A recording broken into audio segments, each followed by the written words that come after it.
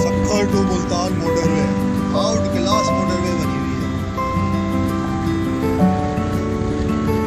Greenery greenery हर तरफ।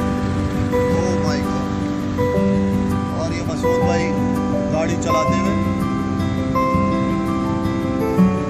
मसूद भाई कैसा फील हो रहा है? हाँ वेरी गुड यार, मजा आ रहा है।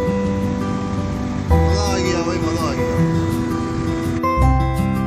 ये रेस्ट एरिया है और ये सारा खेत है सारे। ये एक गांव है। मोटरवे के साथ साथ सारे जगहों पे ये गांव बने हुए हैं।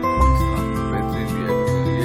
ये इस तरह के रेस्ट एरिया ना, ये हर 30 किलोमीटर 35 किलोमीटर के बाद ये एक रेस्ट एरिया आ रहा है। जगह जगह हर जगह आ रहा है ये इस तरह।